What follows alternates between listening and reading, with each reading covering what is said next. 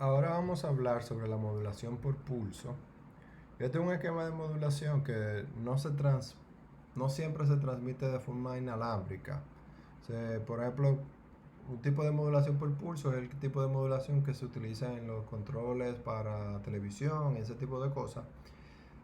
Pero también se pudiera transmitir a través de cable. Lo que se considera modulación por pulso, hay un grupo de modulaciones, ¿verdad? Y se pudieran categorizar como modulación por pulso análoga o digital. Y básicamente la modulación por pulso análoga, ¿verdad? Tenemos que el pulso varía continuamente en una relación 1 a 1 con el valor de muestra. Y en el digital el pulso puede tomar uno de los valores predeterminados en relación a la muestra. Todos funcionan de la misma forma, se va muestreando la señal por periodo, ¿verdad? Y entonces después la convierte o la representa de una forma y se transmite. Entonces, la modulación por pulso puede variar por amplitud, ciclo de trabajo o por posición, que es diferente a cuando estamos trabajando con señales electromagnéticas, ¿verdad? Donde las variaciones se dan por amplitud, frecuencia o fase. Aquí, ¿verdad? Se trabaja dentro de un periodo de tiempo, ¿verdad? Y se puede representar como una amplitud o un ciclo de trabajo o una posición. Estas son la modulación por pulso más conocidas. La primera es lo que es el PAM o el Pulse Amplitude Modulation, donde la salida es una representación de la amplitud de la señal análoga muestreada en un intervalo determinado. Eso significa que nosotros vamos a utilizar valores predeterminados para representar diferentes rangos dentro de una señal análoga continua. O sea que nosotros vamos a coger un pedacito de la señal de información y entonces vamos a después buscar un valor que represente ese pedazo que tomamos. Es decir, vamos a decir que si el valor que yo mido es de 3.35 voltios, yo voy a buscar el valor que representa el rango donde cae esa medición. Y entonces ese valor representativo es el que se va a transmitir en una onda. Cuando hablamos de la modulación por el ancho del pulso o pulse width modulation, el ancho de banda del pulso es proporcional a la amplitud de la señal análoga muestreada. Entonces, lo que nosotros vamos a hacer es que dependiendo del valor de la amplitud de la señal de información, entonces va a ser el valor del pulso de la señal que se va a transmitir. Volvemos a repetir, en este caso nosotros tenemos que cada muestra va a tener un tiempo de representación de transmisión. Y entonces aquí el ciclo de trabajo va a ser mayor o menor dependiendo del voltaje de la señal de información que se muestreó. Cuando vemos del Pulse Position Modulation, aquí el ciclo de trabajo se mantiene igual, pero la posición dentro del periodo donde aparece el pulso va a variar dependiendo de la amplitud que tenga la señal. Entonces, aquí podemos ver que tanto el PWM como el PPM son modulaciones por pulso análogas, porque tienen una variación directa a la variación de la amplitud de la señal. Mientras que el PAM es una señal, una modulación de pulso digital, dado que que solamente tiene valores predeterminados en su transmisión. El PCM, por otro lado, aunque se llama Pulse Code Modulation, no es tanto una modulación más que una codificación. Y aquí el PCM utiliza el PAM para luego codificar y crear unos valores de transmisión, vamos a decir, y codifica ya de forma binaria una representación de la muestra de la señal. Y por último tenemos lo que es la modulación delta, que lo que va a hacer es detectar la diferencia en amplitud entre dos muestras y representarla de forma binaria con longitud fija. Es decir, que él va a guardar el valor de la muestra anterior y la muestra presente, él la va a representar dependiendo de la diferencia que exista entre la muestra anterior y la muestra presente.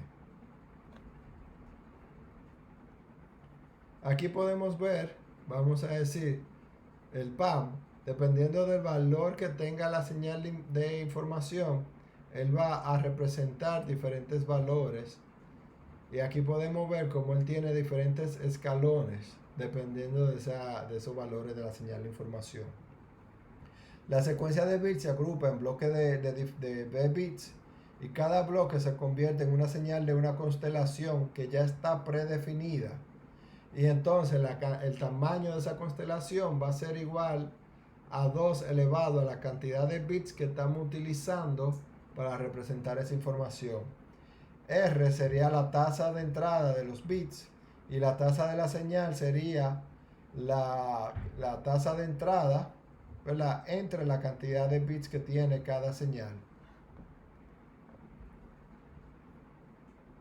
¿Verdad? La constelación de la señal me va a ayudar a determinar la fidelidad que va a tener la señal de información al final.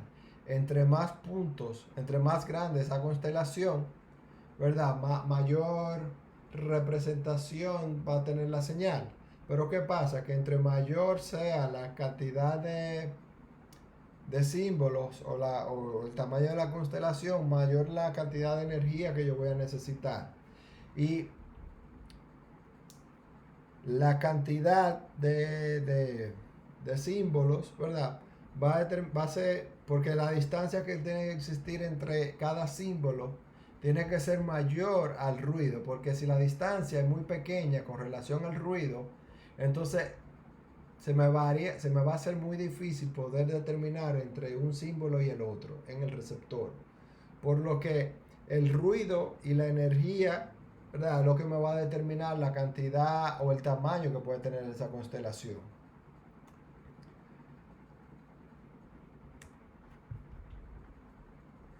Entonces, PT aquí representa la función impulso que hemos visto. Y aquí lo que estamos viendo es cuál es el tamaño de muestreo que yo debería de tener.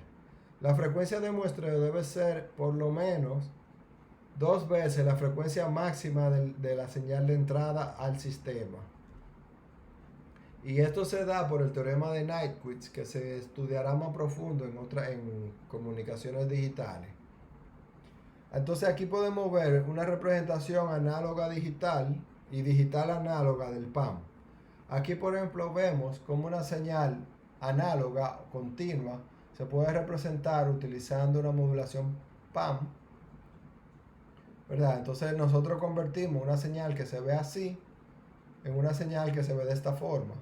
Pero también puede ser digital análoga, donde nosotros tenemos una secuencia de bits que simplemente se van sumando y van creando esa representación del PAM.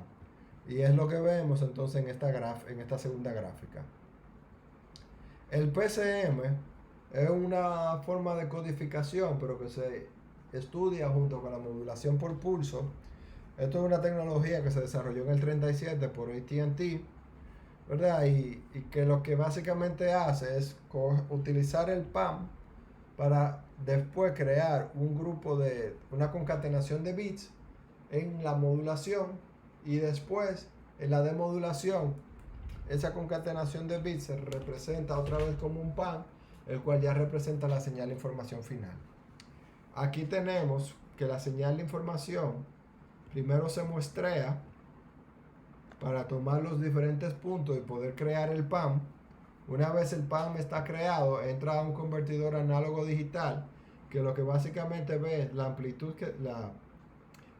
que se tiene y determina los bits que hay que separar, ¿verdad? Después tú tienes un convertidor de paralelo a serie, que básicamente en vez de tener todos los bits de forma paralela, lo va serializando y lo va transmitiendo.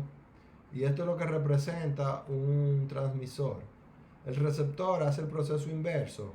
Le van llegando los bits y él lo va agrupando y lo coloca de forma paralela para que un convertidor digital análogo, ¿verdad?, pueda recrear esa señal. Y ya utilizando filtros o capacitores, tú puedes suavizar esa señal y crear la señal de información que se generó inicialmente. Las diferentes etapas: primero nosotros tenemos lo que es el muestreo, ¿verdad? Que utilizamos la función impulso que ya hemos visto en otra parte de esta asignatura. Y la frecuencia se tiene que utilizar 2 veces la frecuencia máxima de la señal de información. Eso es decir, si nosotros estamos modulando o estamos muestreando una señal con relación a la voz humana que va de 0 a 4 kHz, ¿verdad? Entonces la frecuencia de muestreo sería de 8 kHz, que es 2 veces la frecuencia máxima de información. Después tú haces el convertidor análogo digital, que lo que básicamente determina, ¿verdad? La señal muestreada es cuantizada a los valores determinados por el sistema PAN y los valores son asignados a un código de representación. Una vez esto se logra, ¿verdad? Lo que se hace es que se determinan esos valores en bits y se transmite. Entonces el rango dinámico, ¿verdad? Que es la longitud del código, está determinado por el rango. La longitud del código va a estar determinado por ese rango dinámico del sistema, donde el rango dinámico va a ser el voltaje máximo entre el voltaje mínimo. Y su representación en decibeles sería entonces 20 veces el logaritmo del voltaje máximo entre el voltaje mínimo. Lo que la longitud del código, excluyendo el bit de signo, está determinado por 2 a la n menos 1. Entonces tiene que ser mayor o igual al rango dinámico. Entonces la resolución de un sistema está determinado por la distancia entre cada símbolo. Entonces la longitud de código en PCM.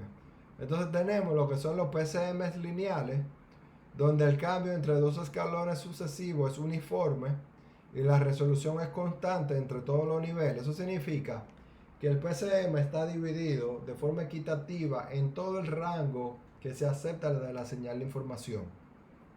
Y el PCM no lineal lo que hace es que le agrega mayores, vamos a decir, valores de muestras a donde hay mayor probabilidad de señal y menor en donde hay menos probabilidad de señal. Pero esto solamente funciona si tú te sabes la distribución de probabilidad de la señal. Entonces, en el mayor de los casos, y cuando tú esa información no la tienes, lo que se hace es que se utiliza un PCM lineal. El punto del PCM no lineal es que tú puedes mejorar la fidelidad de la señal si tú entiendes o conoces la distribución de probabilidad de esa señal. La transmisión del PCM, ¿verdad? Va a ser la velocidad de línea, que va a estar directamente relacionada a las muestras por segundo que nosotros estamos tomando y la cantidad de bits que estamos tomando por muestras. Por último, la modulación por delta lo que hace es una comparación entre dos muestras y si hay una diferencia, entonces él va marcando. Por ejemplo, la señal análoga es llevada a un stream de bits, cuantiza la diferencia entre la muestra presente y la muestra anterior. Y si, por ejemplo, va a marcar 1 si la diferencia es positiva y 0 si la diferencia es negativa. Y de esa forma él va creando entonces la señal de información. Entonces a través de 0 y 1 tú sabes si el receptor va a saber si va aumentando o va disminuyendo.